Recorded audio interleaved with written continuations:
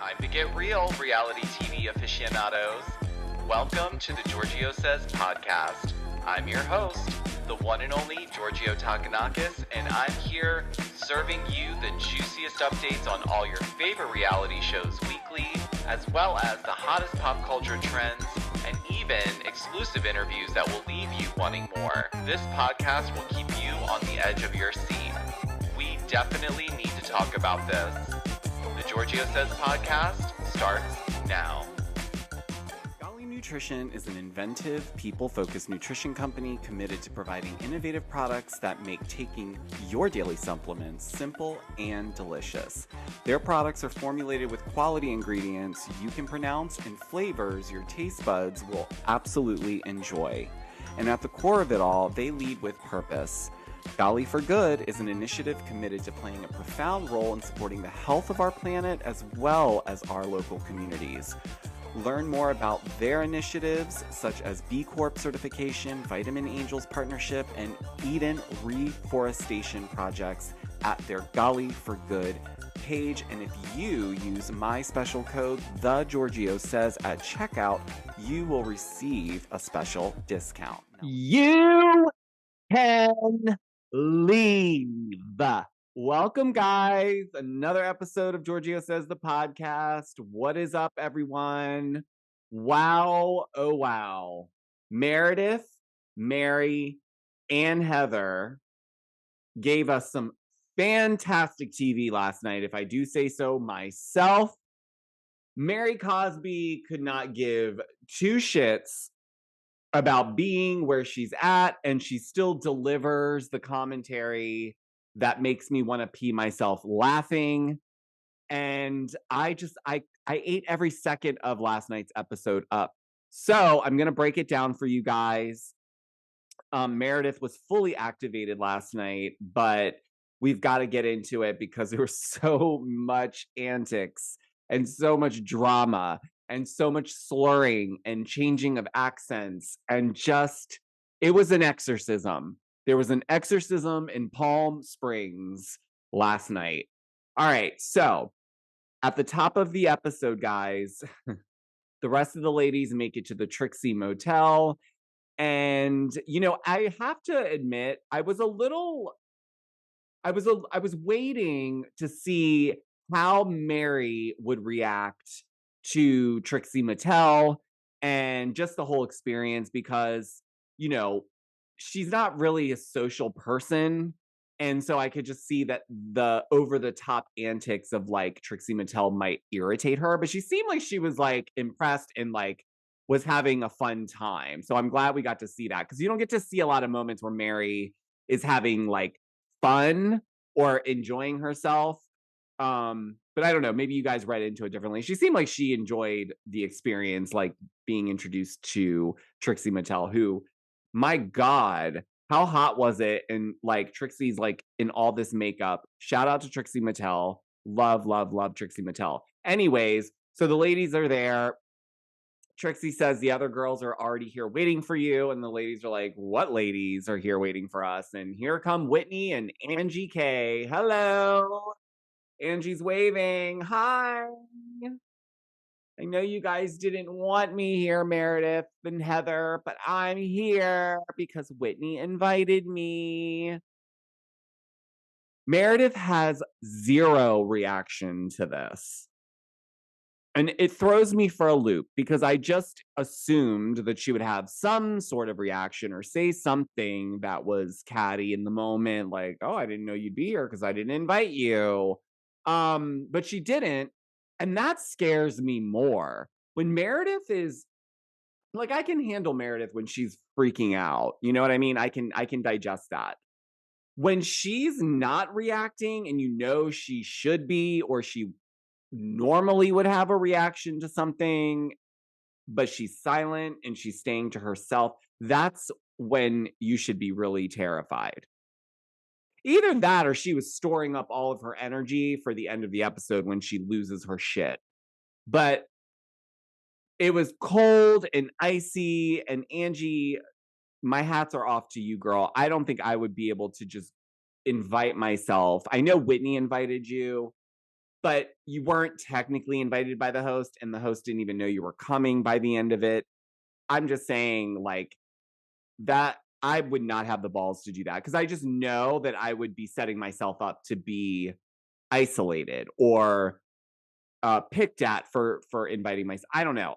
I the whole thing probably wasn't the best idea, but on the flip side of it, when Lisa Barlow comes out and she's trying to assess why Angie wouldn't be included in the first place, it brought up a really good question for me because it was like, well, yeah, let's rewind a little bit. Like, I get maybe they didn't have the best interactions, but the things that the producers flashed back to weren't, in my opinion, things that maybe you couldn't move past, or you couldn't at least start from like a clean slate and just be cordial and inclusive and try to get on better.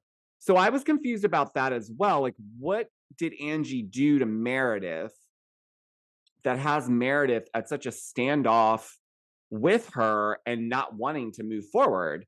So that was a little peculiar. And then we have a moment where Whitney, um, Lisa and Angie are all sitting outside by the pool, and Meredith, in the middle of their conversation, silently walks out, says nothing, not a hello, nothing, and walks straight to Heather's room. It was the most eerie, again, scary.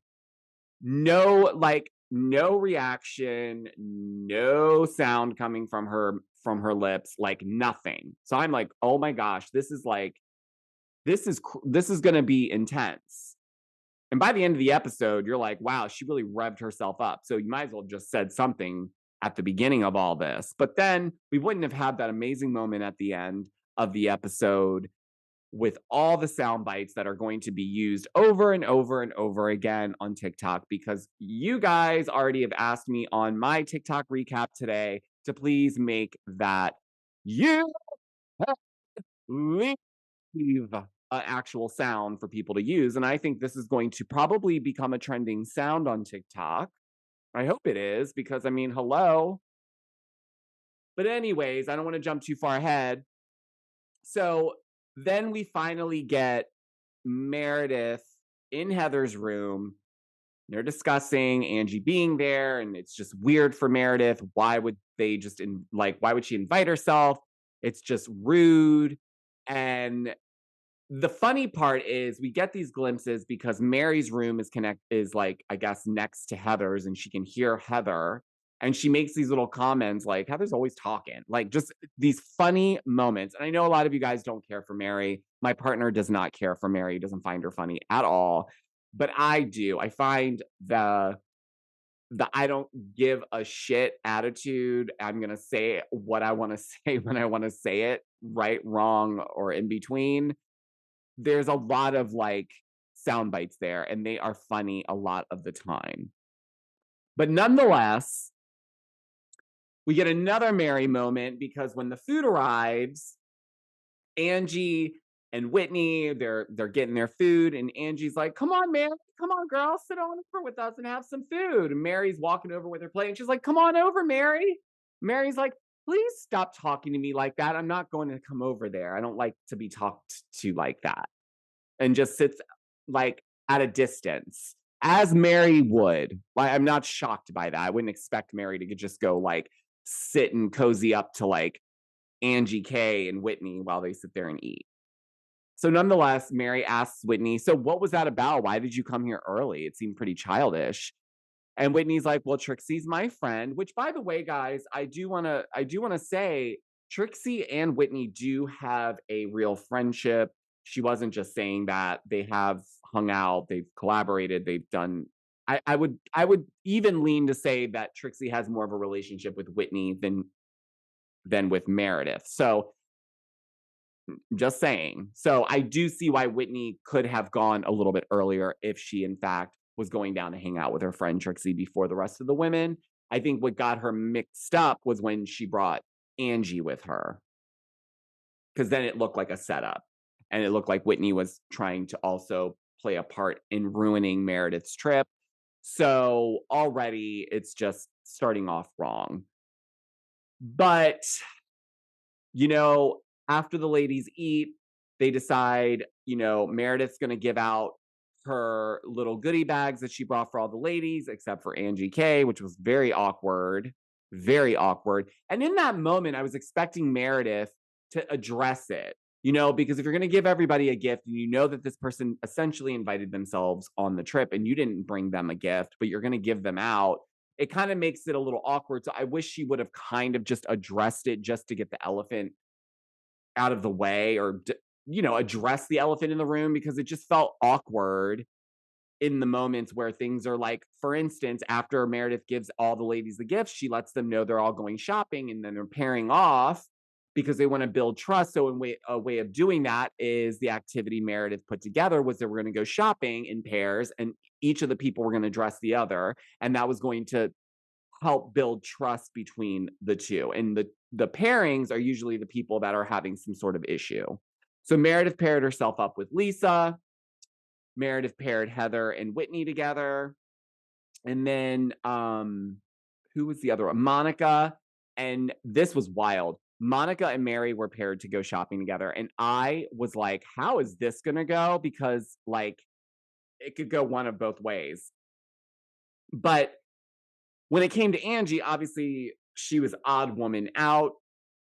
And so Meredith basically was like, well, you can just go pick your own outfit. And so the ladies go shopping. And this is where I was like, I was loving Mary this episode, you guys, like more than, I mean, I'm not usually like a stan for anybody or like whatever. I mean, Mary definitely has had her funny moments, but this last episode, I'm like, wow, I'm like really invested in Mary. Like I'm laughing at things she's doing and saying. I'm hearing her, and like I love the way she's really getting into the thick of it and bringing stuff up, and like she got in there last night for sure. But so nonetheless, the ladies go shopping, and it's funny because Mary and Monica get on very well during shopping, and they pick each other these really cool outfits that they both approve of, and they're really having a good time. And then the other ladies are shopping, and we see that maybe there's still some trust issues between some of the ladies, because with Heather and Whitney, Heather dressed Whitney like she was Meghan Markle slash a nurse. I'm not really sure what the vibe there was, but I felt like she put her in a costume, and that was kind of not the point, because Meredith even pointed out, like, we're not going to put each other in costumes. This is like, we're going to dinner afterwards. So that's the whole point. So I felt like Heather was being shady and putting her in something costumey. And then on the other side, Whitney was also being a little shady because she put Heather in this god awful leather bomber pattern with different color leathers on it, with this like bedazzled trucker hat. And it was just awful. And it was just like, you guys clearly are still pissed at each other. Look at how you dressed each other. This is not the way you guys would want to go to a 5-star restaurant. Okay. Did not get the assignment, or rather they did, and they're just being transparent about how they feel in terms of the trust. But Meredith put Lisa in like a bikini with like a sheer long sleeve top and this like Middle Eastern belly dancing like type jingle skirt.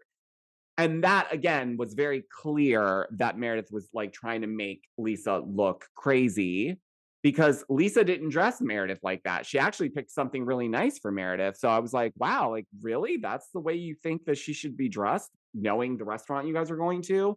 So obviously when Lisa realizes where they're going to dinner, she starts to freak out, and she's like, great. And now I look like an asshole going to this 5-star restaurant wearing a bikini, looking all kinds of crazy. Again, costumes. So I get it. I understood why. I would feel the same way. Like, really? We're going to a 5-star restaurant and you have me dressed like this? So then the ring comes up again. Then we get to the dinner, and Whitney wants to play a game. And this is where things are like two-pronged before we get into this big massive blowout between Angie and Meredith, because there's a couple little stingers that come beforehand. And the first one is when Whitney says we should all go around to the person next to us and say one thing that's like warm and fuzzy, and then one thing that's cold and prickly about them. And so we start off with Heather, and Heather immediately turns to Angie, gives her a warm compliment, but then for her cold and prickly says that she doesn't trust Angie. And when she asks why she doesn't trust her, Heather responds with saying, well, she feels like Angie jumps all over one person. Like, for instance, one example would be Jen Shaw. So last season, you were all over Jen Shaw. Now Jen Shaw's not in the picture. Now you're all over Lisa. So you're up Lisa Barlow's butt. So you don't seem like you are loyal to anyone. You'll jump to whoever, whenever. And then Heather further explains that she has been friends with Angie since high school, and Angie's never essentially picked her as a friend. Basically, Angie's never been all over Heather like she is with these other people, and they've known each other the longest. So that's where I think Heather's issue with Angie lies, and that makes a lot more sense. But I still think that can be resolved. I don't know why we need to have this like stiff, cold, mean nastiness towards her. So, but nonetheless, Heather got that off her chest. And then when they continue around the table, Monica tells Lisa Barlow that she should probably learn to read the room a little bit more because Monica is a single mother of 4. And all Lisa Barlow's doing the whole day is complaining about the $60,000 ring that she's lost several times. And it's falling on deaf ears because that's just not the norm for everyone at this table, specifically Monica. So that, Lisa took it pretty well, but I know that Lisa also was annoyed because it's like, well, wait a second here. I work hard. I'm able to buy something for myself. I possibly lost this ring, and now I'm being shamed for being upset and talking about the fact that I'm upset about losing a $60,000 ring. So I see both sides of it. I do see that maybe you could be upset about losing the ring. Maybe not mentioning the amount of money it is every single time might be a good balance there. So I do see where there could be some compromise in that situation. But then from there, Angie K wants to let all the ladies know that there's a Greek word that comes to mind that she wants to share with the ladies about the entire group. And the Greek word was pseftiko, which means fake. Okay.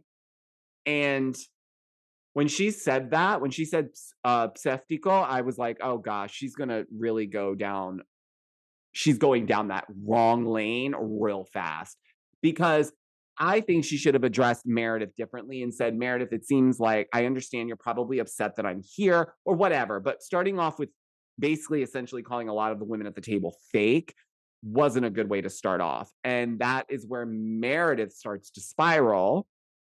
And then we see her going slurring, changing accents. Then she's asking the waiter to kick Angie out. And the waiter's like, I'm not security. I mean, the waiter, he was like, yeah, I can't just kick her out because she's pissing you off.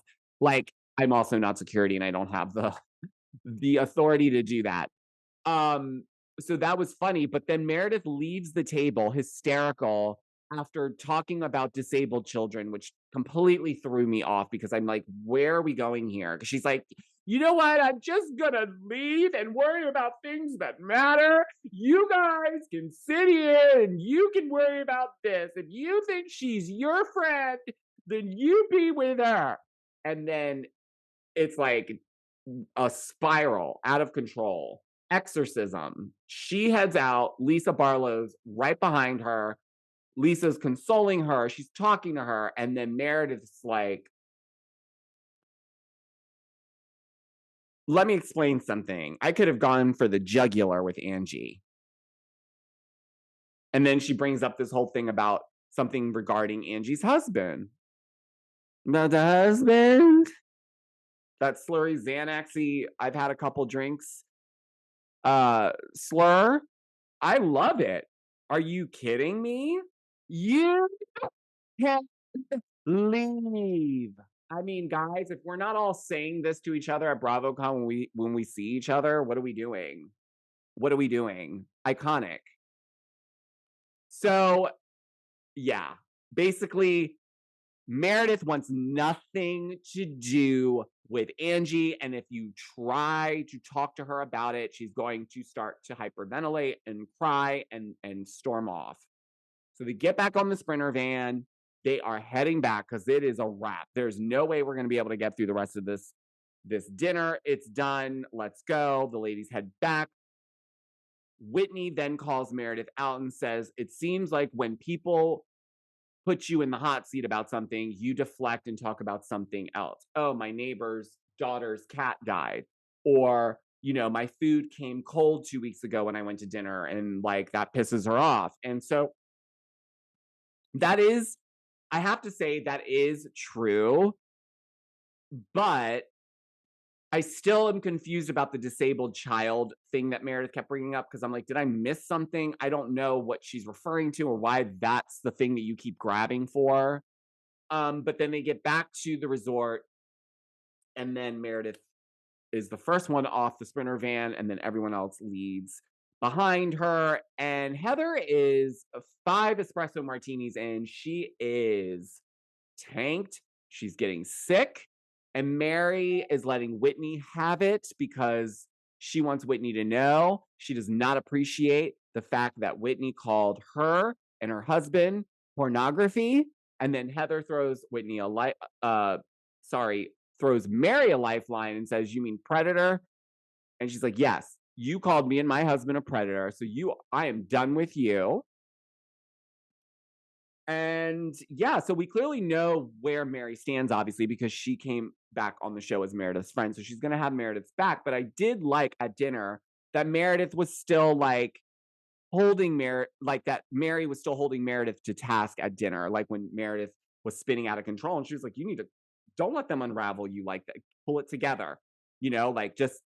Or when she was talking to Whitney, and she's like, I think you should work on your communication. She's like, well, actually, that's not what you said to me about, you were upset that Whitney invited Angie. Like she's getting the job done in a Mary Cosby way, and it's entertaining. So, but Whitney stays behind with Heather when they all get back to the resort, and Heather's not able to make it off the Sprinter van. And I feel terrible for the lady driving the Sprinter van because she knows what's about to happen, and she's quite possibly going to have to be the one to clean whatever is about to happen back there out.